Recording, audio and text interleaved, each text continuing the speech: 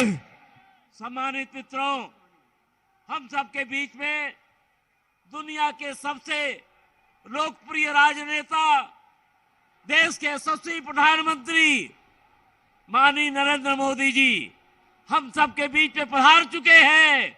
एक बार जोरदार ताली बजा करके माननीय प्रधानमंत्री जी का स्वागत करने। मित्रों, हम सब जानते हैं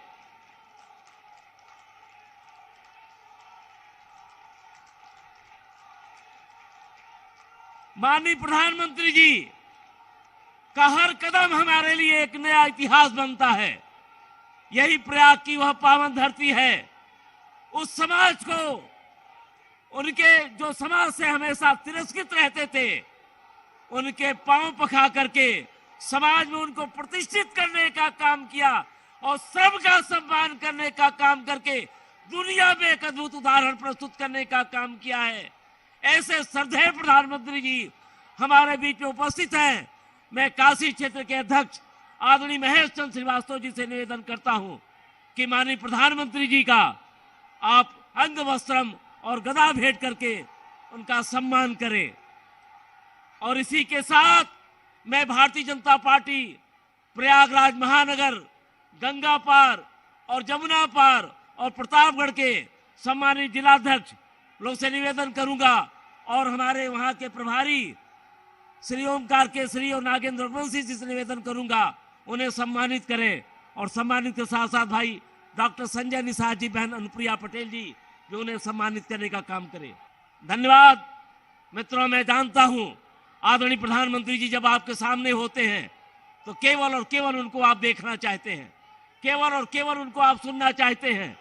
माननीय प्रधानमंत्री जी को देश असीम प्यार करता है और क्यों न करे, देश के 80 करोड़ लोगों को मुफ्त विरासत दे रहे हैं। क्यों न करे मित्रों, आज उन बहनें बेटियां सुरक्षित हैं। क्यों न करे, आज युवाओं के स्वप्न को जो पंख मिल चुका है, ऐसे प्रधानमंत्री जी आज हम सबके बीच में हैं।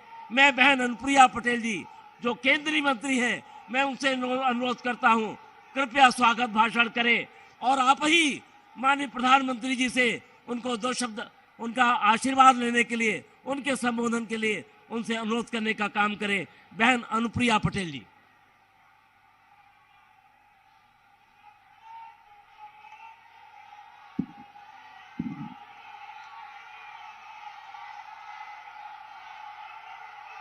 हम सभी का परम सौभाग्य है कि उत्तर प्रदेश प्रयागराज की इस पवित्र धरती पर आज हम सभी को 130 करोड़ भारतवासियों के हृदय में विराजमान हमारे प्रेरणा पुरुष, भारत को आत्मनिर्भर बनाने के संकल्प को सिद्धि तक ले जाने के लिए प्रयासरत और कोरोना महामारी के दौर में अपने कुशल नेतृत्व से दुनिया का सबसे बड़ा टीकाकरण अभियान चलाकर पूरे विश्व को चकित करने वाले, देश के सर्व समावेशी और संतुलित विकास को नए स्वरूप में परिभाषित करने वाले, दुनिया के सबसे बड़े लोकतंत्र कहलाए जाने वाले भारत के सिरमौर, विराट एवं करिश्माई व्यक्तित्व के धनी, हम सब के अत्यंत लोकप्रिय माननीय प्रधानमंत्री श्री नरेंद्र मोदी जी का हमें अभिनंदन, वंदन, स्वागत करने का ये अवसर मिला है। मंच पर विराजमान निषाद पार्टी के राष्ट्रीय अध्यक्ष भाई श्री संजय निषाद जी, मंच पर उपस्थित सभी सम्माननीय मंत्रीगण, माननीय सांसदगण, माननीय विधायकगण, भारतीय जनता पार्टी, अपना दल और निषाद पार्टी के सभी मेरे निष्ठावान, ऊर्जावान एवं कर्मठ कार्यकर्ता एवं पदाधिकारी साथियों, और आज इतने बड़े विशाल जनसैलाब के रूप में यहाँ पर उपस्थित इस जनपद की प्रबुद्ध जनता जनार्दन, उत्तर प्रदेश का चुनावी रण अपने चरम पर पहुंच चुका है और लोकतंत्र के महापर्व की इस बेला में आज उत्तर प्रदेश के करोड़ों जनता और मतदाता माननीय प्रधानमंत्री श्री नरेंद्र मोदी जी को अपने बीच पाकर अत्यंत आह्लादित और आनंदित हैं। ये जोश, ये उमंग और ये उत्साह अकारण ही नहीं है मित्रों। एनडीए गठबंधन की सरकार ने माननीय प्रधानमंत्री जी के नेतृत्व में, उनके मार्गदर्शन में जिस तरह गत 5 वर्षों में राज्य में विकास की गंगा बहाने का काम किया है, जन अपेक्षाओं पर खरा उतरने का काम किया है, विकास, सुशासन और सामाजिक न्याय की जिस इबारत को लिखने का काम किया है, ये उसी की वजह से आज संभव हुआ है कि उत्तर प्रदेश के करोड़ों मतदाता और जनता एनडीए गठबंधन को एक बार फिर इस विधानसभा चुनाव में विजय श्री का तिलक लगाने के लिए तत्पर है।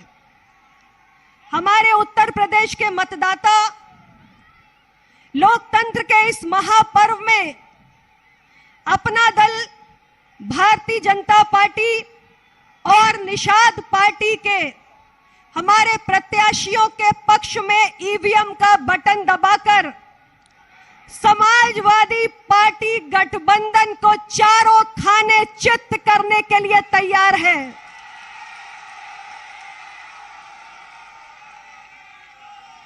आने वाली 10 तारीख को साथियों, प्रत्यक्ष को प्रमाण की आवश्यकता नहीं पड़ेगी, क्योंकि उत्तर प्रदेश विधानसभा के चुनावी परिणाम एनडीए गठबंधन की जीत का डंका बजाने जा रहे हैं और हम सब मिलकर, हम एनडीए गठबंधन वाले माननीय प्रधानमंत्री श्री नरेंद्र मोदी जी के सपनों का उत्तर प्रदेश, उत्तम प्रदेश और विकासशील उत्तर प्रदेश, इस यात्रा को आगे बढ़ाने का काम करने जा रहे हैं। आपका जोश और आपका उत्साह देखकर मुझे आपकी व्याकुलता का एहसास हो रहा है, मुझे आपकी बेचैनी का आभास हो रहा है। इसलिए मैं अब माननीय प्रधानमंत्री जी और आपके बीच ज्यादा देर बाधा उत्पन्न नहीं करूंगी और मैं सीधे हम सब के मार्गदर्शक, हमारे लोकप्रिय नेता, हमारे प्रेरणा पुरुष माननीय प्रधानमंत्री जी को सादर आग्रह करती हूं कि वे आए और प्रयागराज की जनता पर अपने विचारों की वर्षा करें। माननीय प्रधानमंत्री जी।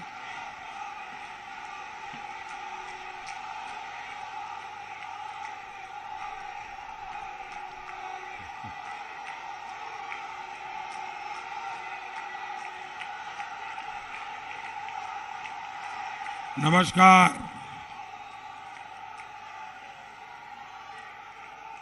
तीर्थराज प्रयागराज और थेवा कला के लिए प्रसिद्ध प्रतापगढ़ के लोगों को मेरा प्रणाम। ये भूमि मर्यादा पुरुषोत्तम श्री राम और श्री निषाद राज की महान मित्रता की साक्षी है।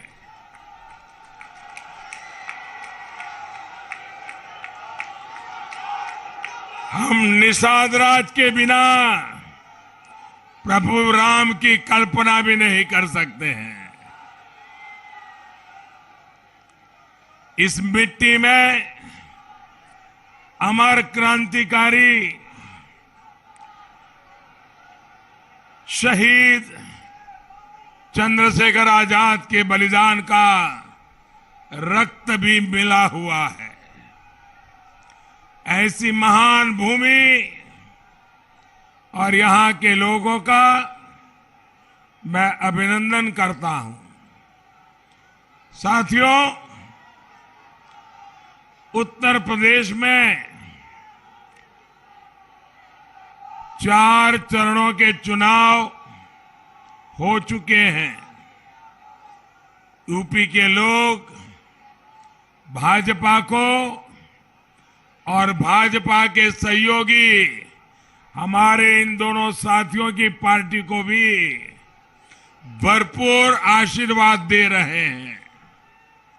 भाइयों और बहनों, 21वीं सदी का यूपी आकांक्षी है,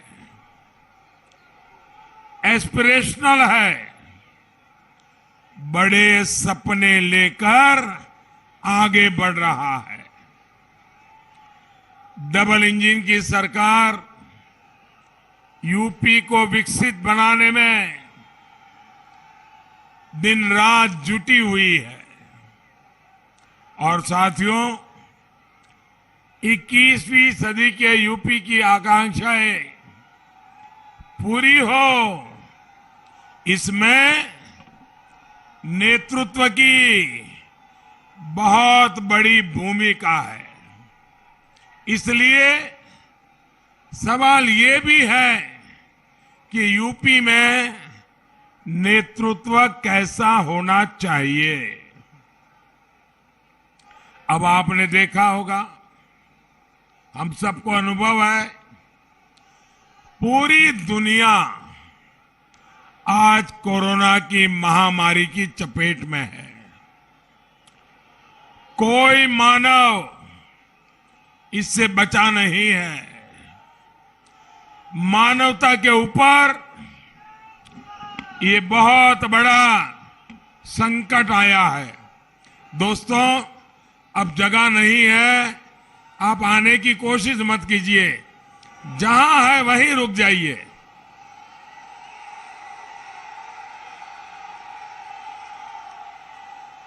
आपका प्यार, आपके आशीर्वाद के लिए मैं आपका बहुत आभारी हूं। भाइयों बहनों, योगी जी के नेतृत्व में इस क्षेत्र के सपूत मेरे परम मित्र केशव प्रसाद मौर्य जी ने यहां दिन रात एक कर दिया। अब आप देखिए, एक तरफ तो योगी जी है, केशव प्रसाद है, संजय जी है, अनुप्रिया जी है, और दूसरी तरफ कैसा नेतृत्व है? दूसरी तरफ ऐसे लोग हैं जिन्होंने वैक्सीन को लेकर अफवाहें फैलाई, लोगों को गलत रास्ते पर ले जाने की कोशिश की।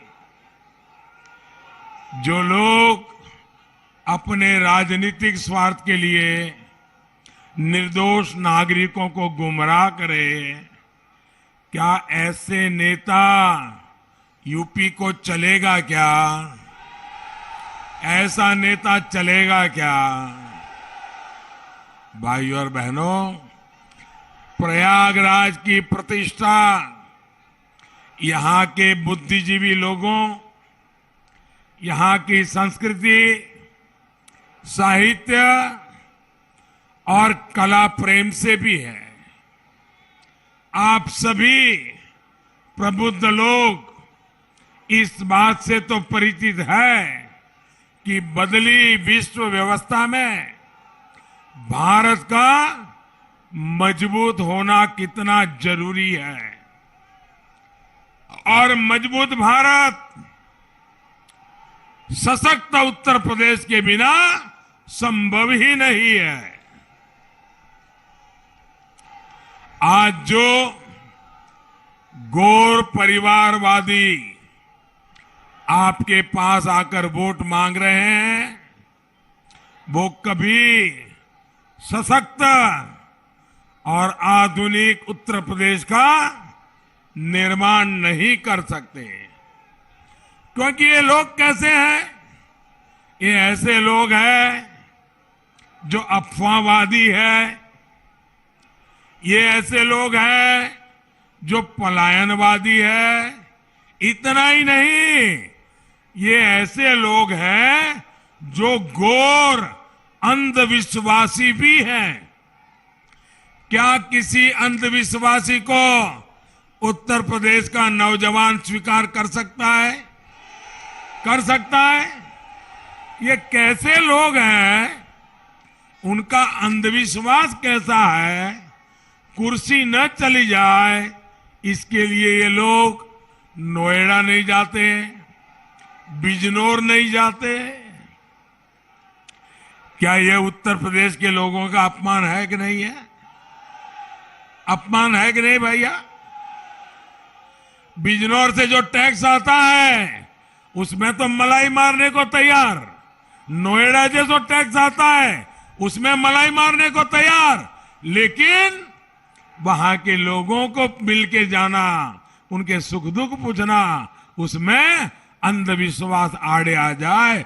क्या ऐसे लोग उत्तर प्रदेश का भला कर सकते हैं? आधुनिक उत्तर प्रदेश बना सकते हैं? 21वीं सदी के आधुनिक होते उत्तर प्रदेश को ऐसा नेतृत्व कभी भी मंजूर नहीं हो सकता। ये लोग क्या कभी यूपी के युवा का, यहां के नौजवान का, उनका सोच क्या है, उनका मन क्या है, क्या ये अंधविश्वासी लोग समझ सकते हैं?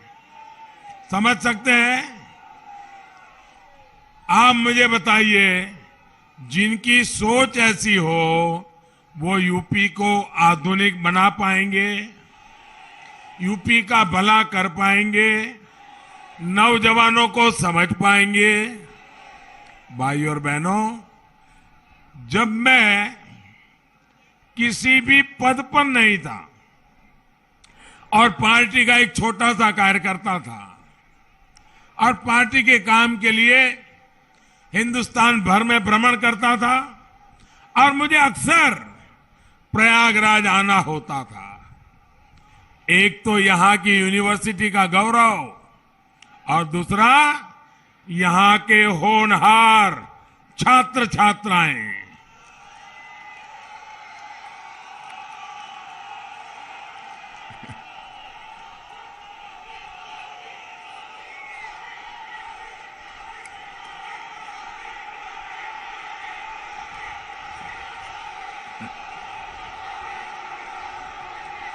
आपका ये प्यार, आपके आशीर्वाद मैं ब्याज समेत लौटाऊंगा दोस्तों, और मैं विकास करके लौटाऊंगा।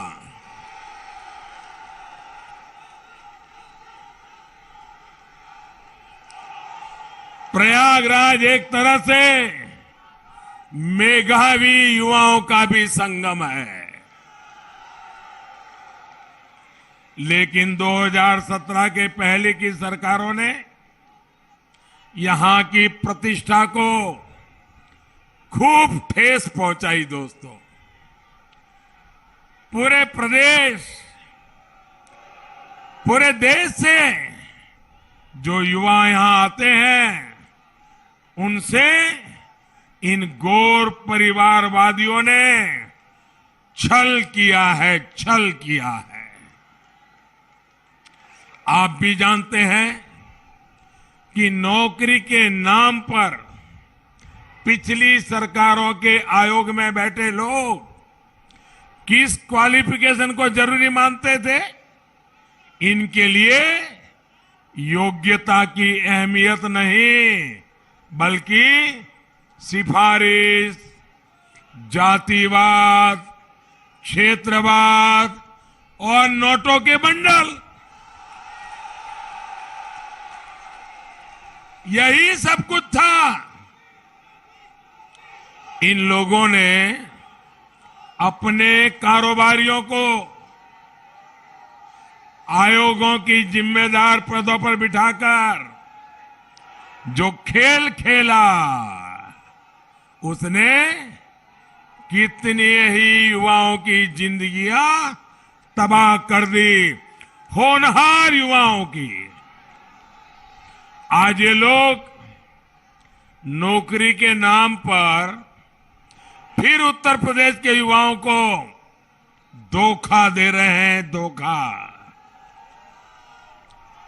भाइयों बहनों, सच्चाई ये है कि इन लोगों ने अपने 10 साल के शासन में सिर्फ 2 लाख लोगों को सरकारी नौकरी दी, और वो भी भाई भतीजावाद, जातिवाद,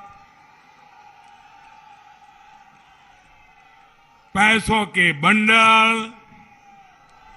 जबकि योगी जी की सरकार ने अपने 5 साल में उन्होंने 10 साल में 2 लाख, और योगी जी ने 5 साल में 5 लाख नौजवानों को सरकारी नौकरी दी। और ये नौकरियों में भी सिफारिश का रास्ता नहीं, भ्रष्टाचार का रास्ता नहीं, जातिवाद का रास्ता नहीं, भाई भतीजेवाद का रास्ता नहीं, पूरी तरह पारदर्शिता के साथ गरीब के बेटे बेटी को भी रोजगार देने का काम किया। साथियों, हमारी सरकार ने युवाओं की दिक्कत को समझना, उनकी परेशानियों को दूर करने का ईमानदारी से प्रयास किया है। पहले उत्तर प्रदेश में पीसीएस की परीक्षा का सिलेबस और यूपीएससी का सिलेबस अलग अलग होता था, और इसके कारण क्या होता था, छात्र छात्राएं इन दोनों परीक्षाओं की अलग अलग तैयारी करते थे। उन पर बहुत बोझ बढ़ जाता था, बहुत समय लगता था, धन भी बहुत खर्चा होता था। हमारी सरकार ने आपकी ये परेशानी समझी, और अब आज यूपी पीसीएस और यूपीएससी का सिलेबस लगभग एक जैसा कर दिया। यानी एक ही मेहनत से, उतनी ही मेहनत से आप दोनों परीक्षा की तैयारी करिए, दोनों परीक्षाएं दीजिए, और आप आगे आकर के देश का भविष्य बनाइए। हमारी सरकार ने ग्रुप सी और ग्रुप डी की नौकरियों से जो इंटरव्यू खत्म किया, उसका भी लाभ अनेक युवाओं को मिला है। साथियों, पहले की सरकारों में विकास के नाम का, विकास के काम ना होने की एक और बहुत बड़ी वजह थी जातिवाद और भाई भतीजावाद। परियोजना बनने से लेकर पास होने तक और उसके काम शुरू होने से पहले ठेकेदारी तक में भाई भतीजावाद, छोटी छोटी ठेकेदारी में, अरे कुंभ जैसे पवित्र काम में भी ये गोरख धंधे इन्होंने किए हुए हैं। गौर परिवादियों के करीबियों को ही ज्यादातर सरकारी परियोजनाओं के ठेके दिए जाते थे। कहीं पता था, कहीं सीवर लाइन बिछानी है तो ठेका उन्हीं के किसी भाई भतीजे को मिलता था, क्योंकि कोई पूछने वाला नहीं होता था। तो ये लोग काम भी घटिया क्वालिटी का करते थे, क्योंकि कोई कार्रवाई नहीं होती थी। इसलिए ये लोग आधा अधूरा काम करके पूरे के पूरे पैसे लेकर के भाग जाते थे। प्रयागराज ही नहीं, यूपी के मेरे नौजवान मित्रों ध्यान रखिए, यूपी के हर जिले का ऐसा ही हाल है। आधे अधूरे काम छोड़ करके भाग गए और पैसे पूरे लेकर के चले गए। यहां के बाहुबली, यहां के माफिया, उनकी मर्जी की सबसे बड़ी सर्वोपरि उनकी मर्जी हुआ करती थी। इस वजह से कहीं अस्पताल अधूरा, कहीं स्कूल अधूरा, उनके ठेकेदार और दलालों की जेब भर गई तो वे संतुष्ट हो जाते थे। योजना का पैसा मिल बांटकर खा लिया जाता था। योगी जी की सरकार में आने के बाद माफिया का क्या हुआ? गए जेल। माफिया का क्या हुआ? माफिया का क्या हुआ?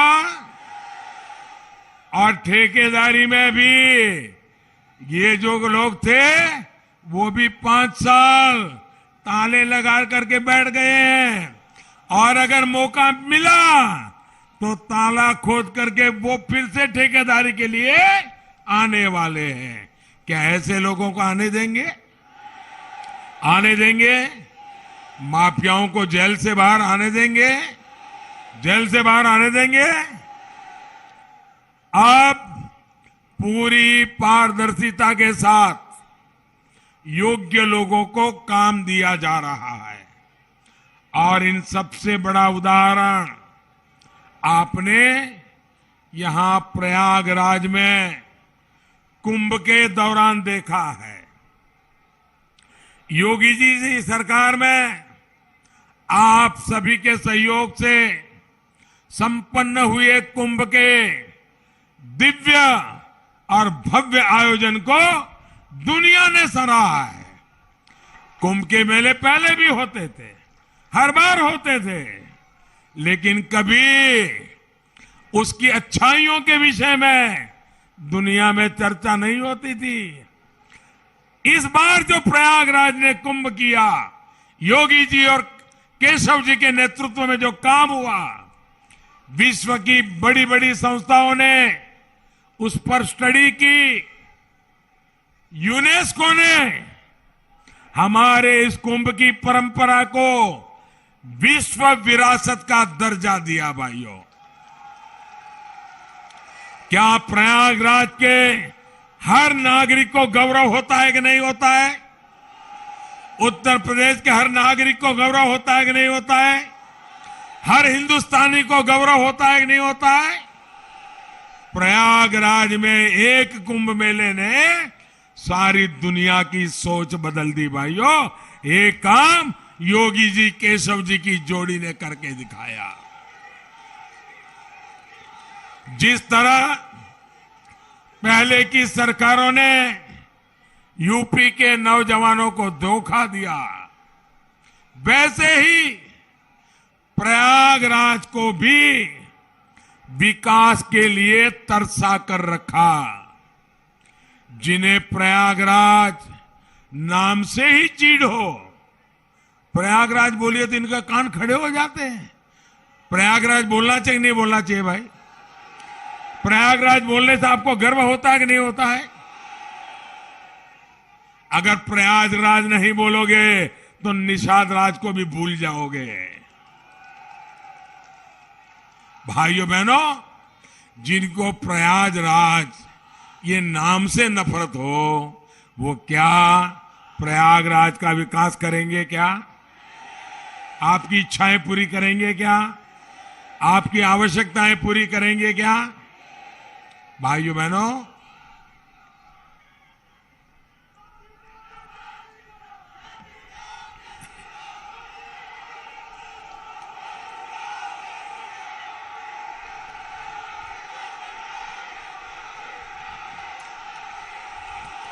एक और ये लोग हैं, तो वहीं दूसरी तरफ भाजपा और उसके सहयोगी हैं, जिन्होंने प्रयागराज के लिए लगातार 5 साल काम किया है। भाइयों और बहनों, भाजपा की डबल इंजन सरकार ने देश की भी और उत्तर प्रदेश की भी राजनीति को एकदम बदल दिया है। इन घोर परिवारवादियों ने इतने दशकों तक संप्रदायवाद की राजनीति की, जातिवाद की राजनीति की, क्षेत्रवाद की राजनीति की। इनकी राजनीति का दायरा संकुचित है, सीमित है, संकीर्ण है। भाजपा की राजनीति का दायरा विस्तृत है, विशाल है, सर्वसमावेशी है। भाइयों बहनों, मुझे अनुप्रिया जी के पिताजी से बहुत पुराना संबंध रहा मेरा। वे सरदार पटेल के अनन्य भक्त थे। सरदार साहब के प्रति उनके मन में बड़ी श्रद्धा थी और वो हमेशा अमूल डेयरी के काम को देखने समझने के लिए आया करते थे। तो जब भी आते थे मुझे भी उनके दर्शन का सौभाग्य मिलता था और हर बार सोनेलाल जी जब भी आए गरीब की बात, पिछड़ों की बात, सबके कल्याण की बात करते थे। भाइयों बहनों, मुझे जब भी हमारे संजय जी से बात करने का मौका मिला, अभी भी वो मुझे समाज के सब वर्गों की भलाई की बात कर रहे थे। भाइयों बहनों, भाजपा की राजनीति का दायरा विस्तृत है, विशाल है और जैसे अभी अनुप्रिया जी बता रही थी, सर्वसमावेशी है। इसलिए चुनाव परिणाम आने के बाद चुनाव आयोग को इन लोगों ने शुरू कर दिया है। मुझे किसी ने मैसेज दिया, बड़ा मजेदार मैसेज दिया। वो यहां की राजनीति को बराबर जानते हैं। तो उन्होंने मैसेज दिया कि मुझे लगता था कि जब 5वां चरण पूरा हो जाएगा या 6वां चरण पूरा हो जाएगा, इसके बाद ये ईवीएम को गाली देना शुरू करेंगे। लेकिन इस बार तो इन्होंने 4थे चरण में ही सुबह से ही ईवीएम को गाली देना शुरू कर दिया। जो लोग एग्जिट पोल का इंतजार करते हैं ना, मैं उनको कहता हूं एग्जिट पोल का इंतजार मत कीजिए। ये जैसे ही ईवीएम को गाली दे तो समझ लीजिए कि उनका खेल खत्म।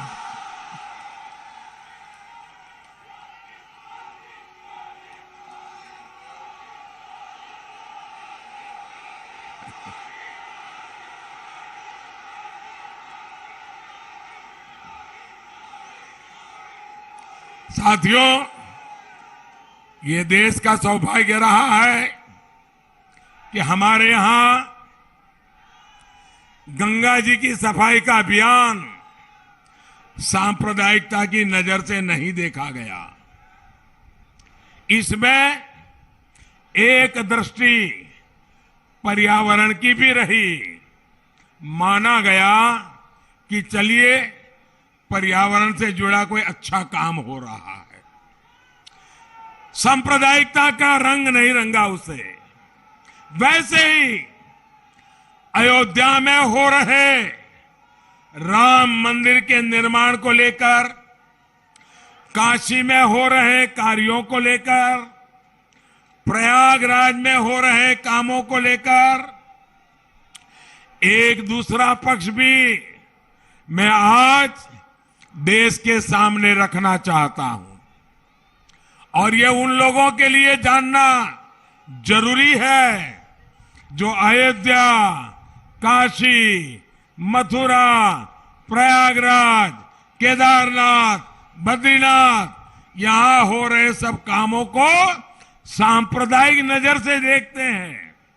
साथियों, अगर मैं कोरोना से पहले की बात करूं तो 2 साल पहले 2019 में मुस्लिमों के पवित्र स्थान मक्का में 2 करोड़ से ज्यादा लोग हज करने लिए, उम्रा करने के लिए गए थे।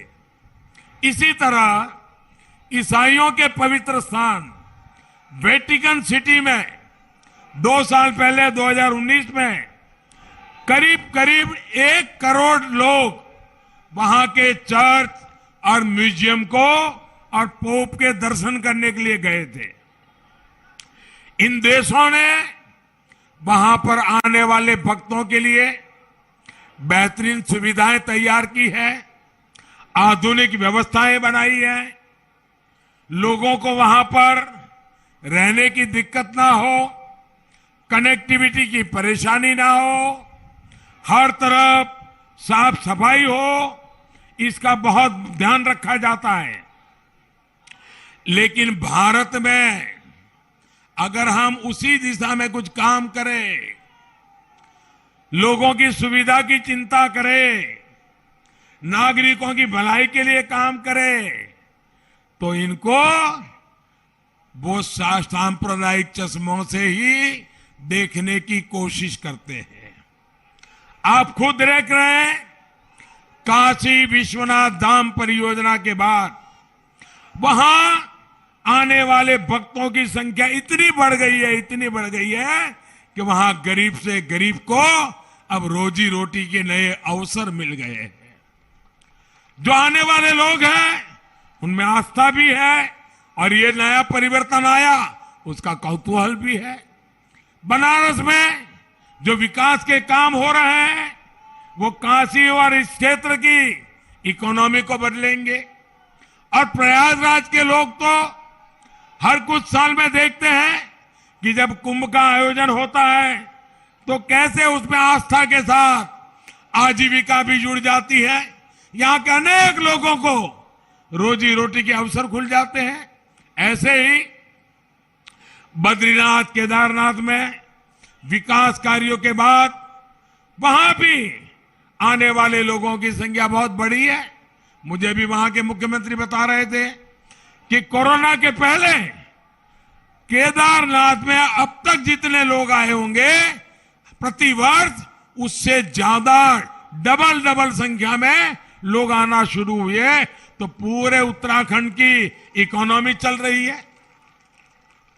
भाइयों बहनों, जब भक्तों की संख्या बढ़ती है, यात्रियों की संख्या बढ़ती है, टूरिस्टों की संख्या बढ़ती है, तो रोजी रोटी देती है कि नहीं देती है?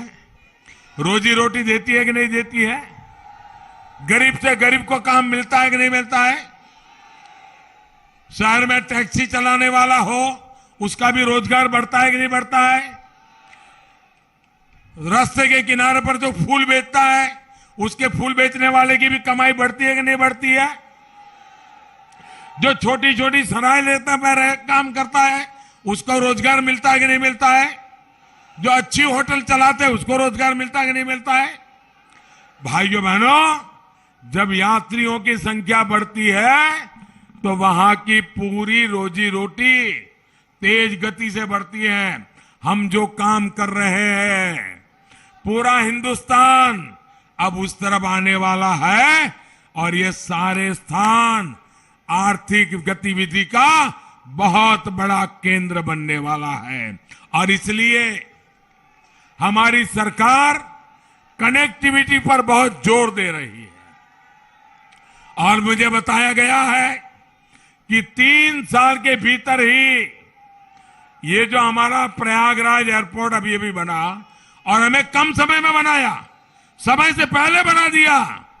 प्रयागराज एयरपोर्ट में 10 लाख से ज्यादा यात्रियों की आवाजाही हो चुकी है। भाइयों, लखनऊ और वाराणसी के बाद आज प्रदेश में ये आंकड़ा छूने वाला प्रयागराज हमारा तीसरा एयरपोर्ट बन गया है। साथियों, बात एयरवे कनेक्टिविटी की हो, हाईवे कनेक्टिविटी की हो, वाटरवे कनेक्टिविटी हो या रेलवे कनेक्टिविटी की हो, हम उत्तर प्रदेश के हर हिस्से को जोड़ना चाहते हैं।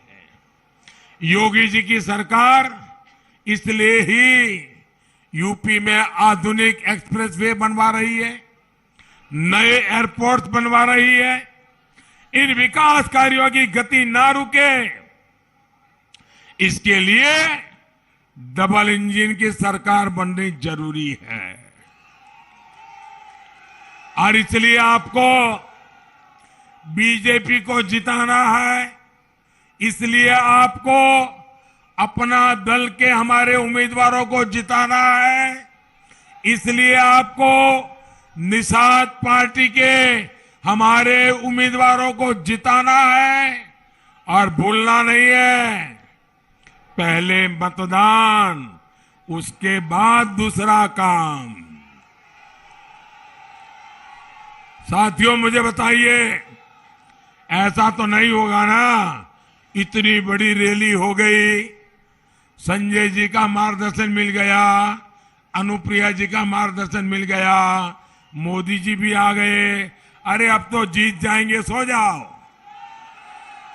अब सो जाओ। ऐसा नहीं करोगे ना, नहीं करोगे ना, घर घर जाओगे, घर घर जाओगे, घर घर जाओगे, जरा हाथ ऊपर करके बताइए, घर घर जाओगे, मतदाताओं से मिलोगे। अच्छा, मेरा एक काम करोगे, करोगे पक्का?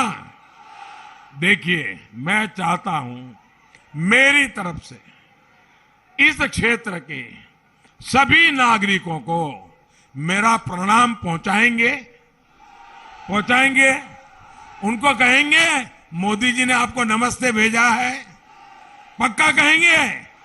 देखिए, आप जब उनको कहेंगे ना कि मोदी जी ने आपको प्रणाम भेजा है, ये बात जब पहुंचेगी ना, मुझे बहुत आनंद होगा भाइयों, बहुत आनंद होगा।